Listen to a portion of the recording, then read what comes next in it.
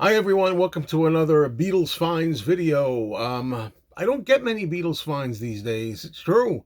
Don't know why, but I think they're few and far between as far as just generally going around and finding some stuff and accruing enough to make a video about it. Sure, if you're talking about stuff like the John Lennon Power to the People box set and things like that, that's a Beatles find. But I'm talking about when I accumulate a whole bunch of stuff here over the weeks. Well, I got a bunch of stuff here now, finally, stuff I can actually show you. So let's begin, shall we? All right, to begin with, here's a duophonic for stereo phonographs record here on Capitol. This is called the Big Hits from England and the USA. What this is a sampler from Capitol from the 1960s. And here's the back of it. And the tracks that are on here are by different artists. And side one in particular is quite interesting. Side one, we have the Beatles doing Can't Buy Me Love. And we have the Beach Boys doing I Get Around. Then we have Peter and Gordon, A World Without Love. Then we have the Beatles again with You Can't Do That. Then we have the Beatles with Don't Worry Baby.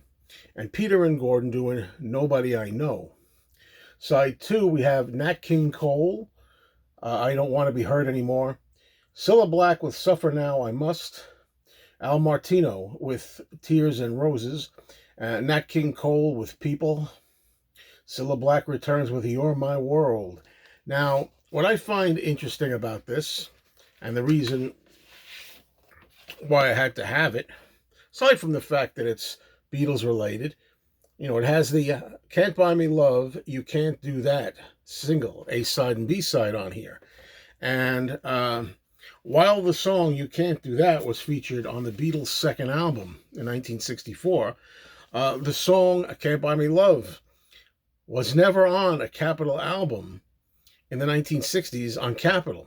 This is the only way you can get it, as far as I know. And I thought it was really, really cool to have this. And to hear Can't Buy Me Love on a Rainbow Capitol Beatles album, so to speak. So this is the records that have set records on both sides of the Atlantic. The latest, the biggest, hottest singles, smashes in one great long play package. These are singles.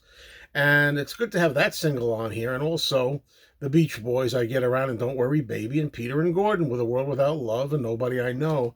As I said, side one, play that through, and I just love every song on there. I just love every song on there. Both sides are good, but it's just fantastic to have side one. It's a winner all the way through. Two of my favorite Beatles songs with two of my favorite Beach Boys songs with two of my favorite Peter and Gordon songs. Now that I'm long-winded about it, let's continue. This was an interesting item that I didn't even know existed. I'm talking about a laser disc. This is a laser disc, and it's a smaller size laser disc. All right? Usually laser discs are like a 12-inch record album size. This is a smaller size. Ready, Steady, Go special edition, Beatles Live. So there's a little show that they put on. This disc is from 1985, and I think it's so cool.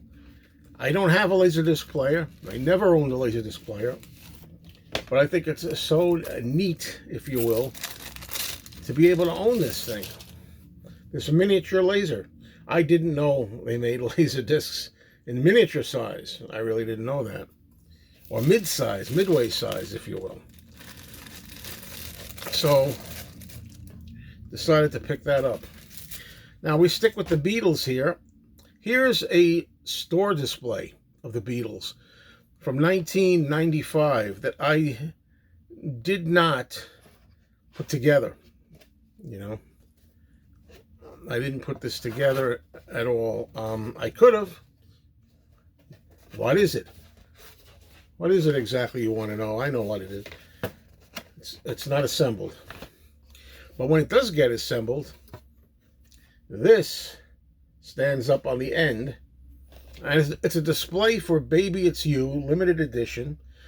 It's 1995, a sample from the new album, Live at the BBC, that came out It has Baby It's You plus I'll Follow the Sun, Devil in Her Heart, and Boys. And maybe one day I will actually display this.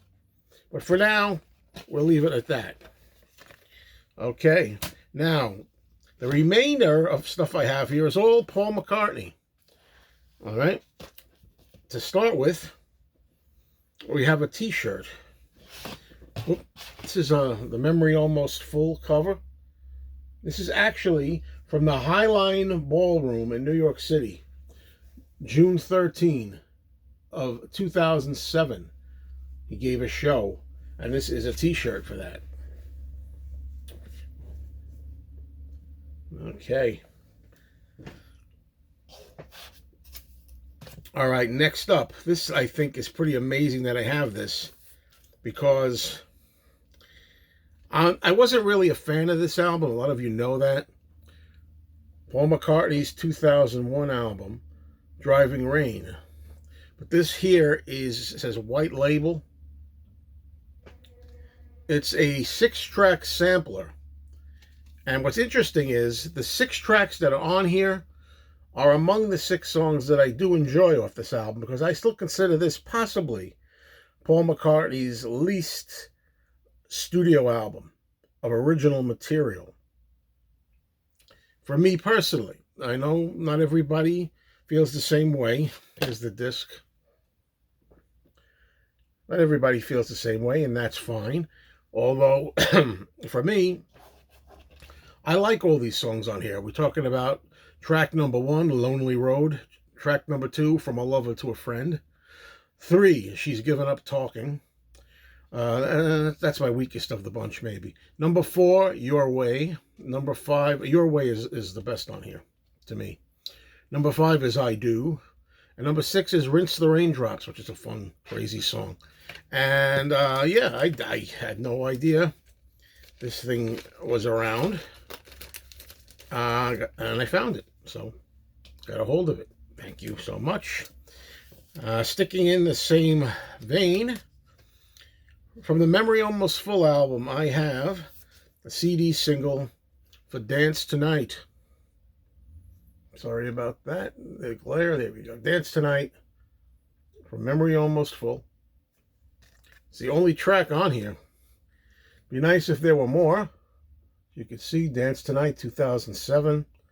Memory Almost Full.